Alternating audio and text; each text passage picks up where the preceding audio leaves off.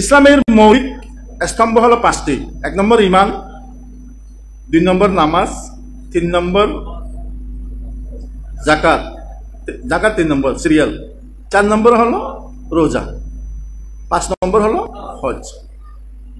এগুলো হলো মৌলিক, এগুলো মানতে হবে, আমল করতে হবে প্রত্যেক মুসলমানকে। সেই জন্যই তো মসজিদ, সেই জন্যই তো এখানে নামাজ পড়ার জন্য আমাদেরকে আসতে হয়। শুধুমাত্র এই 5টাই ইবাদত, আর কোনো ইবাদত নাই এটা নয়। ইসলামী শরীয়ত মোতাবেক অথবা কোরআন হাদিস মোতাবেক আপনি যে কোনো কাজ করেন এটা ইবাদত। আপনি হালাল ভাবে ব্যবসা করেন, এই হালাল ভাবে ব্যবসা করা ইবাদত। হালাল ভাবে ব্যবসা করা কি ইবাদত? আল্লাহ রাসূল ব্যবসা করেছেন, ব্যবসা করার জন্য উৎসাহিত করেছেন, এবং ব্যবসার মধ্যে বরকত আছে।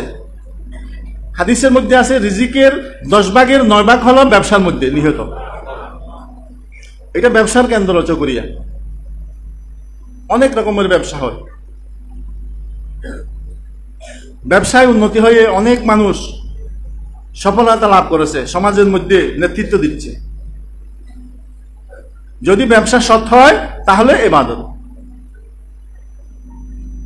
আপনি কোনো মানুষের উপকার করলেন, উপকার বিভিন্ন রকমের আছে, পরামর্শ দিয়ে উপকার করা, সহযোগিতা দিয়ে উপকার করা, সাহায্য করে উপকার করা, টাকা পয়সা দিয়ে উপকার করা।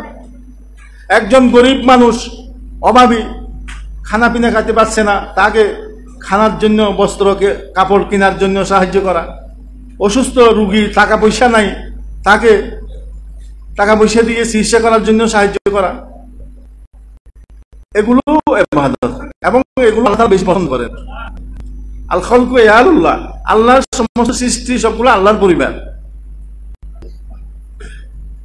শুধু মুসলমানকে নয়, আপনার প্রতিবেশী যদি একজন অমুসলিম হয়, সে যদি গরিব হয়, সে গরিবের কারণে, অভাবের কারণে চিকিৎসা করতে পারতেছে না, ওই অমুসলিম হিন্দু ব্যক্তিকে যদি আপনি সাহায্য করেন, সেটাও ইবাদত। সবাই বলে সুবহানাল্লাহ। এটার নামই ইসলাম, এটার নামই কি ইসলাম।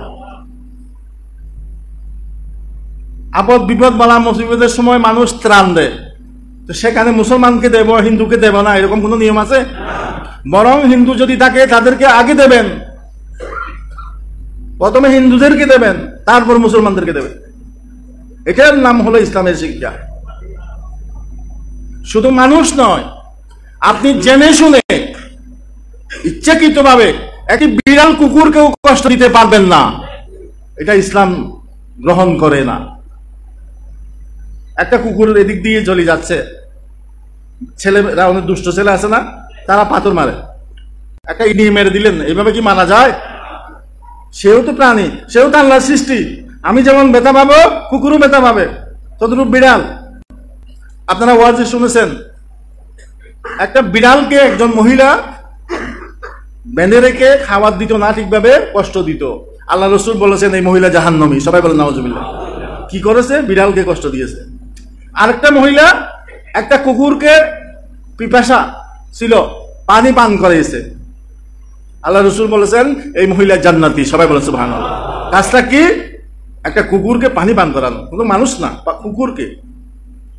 আমি যে ইবাদত বললাম, এবং বুঝে আসলো এখন ইবাদত কিনা। আল্লাহ ওইটার মধ্যে খুশি হয়ে গেছেন। কুকুরকে পানি পান করেছি, এখানে আল্লাহ খুশি হয়ে গেছেন।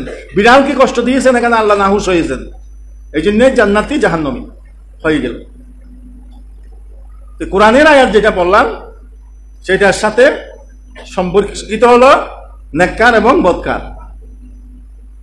এখন আমরা কি নেককার হতে চাই না বদকার হতে চাই? নেককার।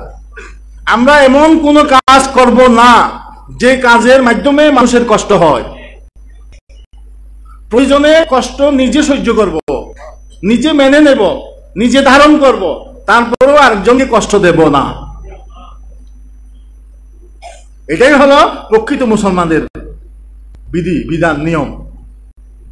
আমাকে কেউ গালি দিল, আমার সাথে কেউ দুশ্মনী করলো, শত্রুতামি করলো, আমার কেউ বদনামি করলো, আমাকে কেউ কষ্ট দিল, তো আমিও গালি দিলাম, আমিও কষ্ট দিলাম, আমিও বদনামি করলাম, এটা তো সমান হয়ে গেল।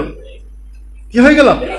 সমান হয়ে গেল। সে যা করেছে খারাপ কাজ, তা আমিও তো তা করেছি, তো আমিও তো খারাপ, তা আমি ভালো হলাম কোথায়? কেউ যদি আমার জন্য বদদোয়া করে, আল্লাহর কাছে আমি তার জন্য দোয়া করব। এটা হলো প্রকৃত মুসলমানের নিয়ম হওয়া চাই। এটা ইসলামের শিক্ষা। এটাই হলো যে আমরা তরিকতের কথা বলি, আমরা তো তরিকতপন্থী বাই বিশ্বরক কাদেরিয়া তরিকা, এই তরিকাতের শিক্ষা হলো এটাই। অপর কেউ যদি কষ্ট দেয়, ওইটাকে সহ্য করে নেওয়া, মেনে নেওয়া, তার জন্য দোয়া করা, তার জন্য বদদোয়া নয়, নেক দোয়া করা, ভালো দোয়া করা।